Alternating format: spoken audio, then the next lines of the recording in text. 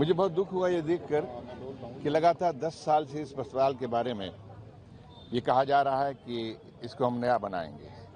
कई बार प्रपोजल हुए, कई बार इसके बारे में कहा गया, इसको जमींदोज कर दिया गया, इसको सब सपाट करने के बाद में कि नया अस्पताल बनेगा।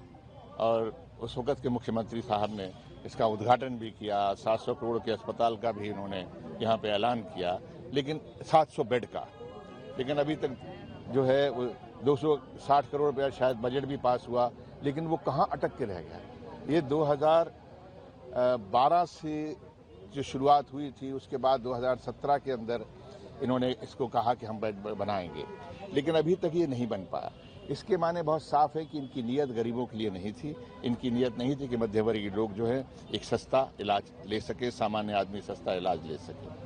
और मुझे इसके लिए जो है प्रोत्साहन इसलिए भी मिला यहाँ आने का कि मैंने सुना भी, अभी कोई आ रहा था कि मुख्यमंत्री ने कहा है कि वो स्वयं यहाँ पे कूड़ा देखने के लिए आ रहे हैं। तो मेरे कूड़े वाले हम लोगों के कांग्रेस पार्टी के हमने जब ये कूड़े का मुद्दा उठाया तो मुख्यमंत्री भी जाग गए, प्रशासन भी जागा। अब मुख्यमंत्री आ रहे हैं, आज सुना है कोई मंत्री आए हुए हैं या कूड़ा झाँक रहे हैं। तो मैं तो यही कहूँगा, जब कूड़ा उठवाने आए मुख्यमंत्री जी तो यहाँ ज़रूर आएँ और इस अस्पताल के बारे में ज़रूर बताएं कि उनकी सरकार ने क्या किया है।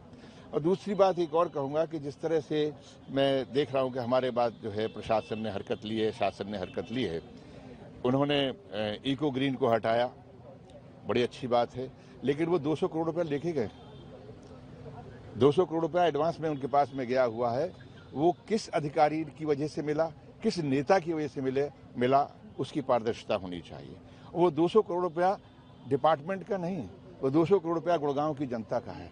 एक तो गुड़गांव की जनता ने 200 करोड़ रुपया अपना जो है दिया और उसको लाभ नहीं मिला, और दूसरा कूड़े के अंदर बैठी रही। तो ये तमाम चीज़ें ऐसी हैं जिसके बारे में खुलासा होना चाहिए। और अगर ये नहीं होगा तो मेरे पास में प्लान बी भी है। प्लान ए था जिसमें मैंने मेमोरेंडम दिया था, फिर मेरे पास प्लान बी है जिसको हम कांग्रेस के लोग हम सब मिलकर करेंगे। मुझे बहुत दुख हुआ ये देखकर कि लगातार 10 साल से इस अस्पताल के बारे में ये कहा जा रहा है कि इसको हम नया बनाएंगे। कई बार प्रपोजल हुए, कई बार इसके बारे में कहा गया, इसको जमींदोज कर दिया गया, इसको सब सपाट करने के बाद में कि नया अस्पताल बनेगा। और उस वक्त के मुख्यमंत्री साहब ने इसका उद्घाटन भी किया, 700 करोड़ के अस्पताल का भी इन्होंने यहाँ पे ऐलान किया, लेकिन 700 बेड का। लेकिन अभी तक जो है वो 260 करोड़ रुपया शायद बजट भी पास हुआ, लेकिन वो कहाँ अटक के रह गया। ये 2012 से जो शुरुआत हुई थी, उसके बाद 2017 के अंदर इन्होंने इसको कहा कि हम बनाएंगे, लेकिन अभी तक ये नहीं बन पाया। इसके माने बहुत साफ है कि इनकी नीयत गरीबों के लिए नहीं थी। इनकी नीयत नहीं थी कि मध्यवर्गीय लोग जो है एक सस्ता इलाज ले सके, सामान्य आदमी सस्ता इलाज ले सके।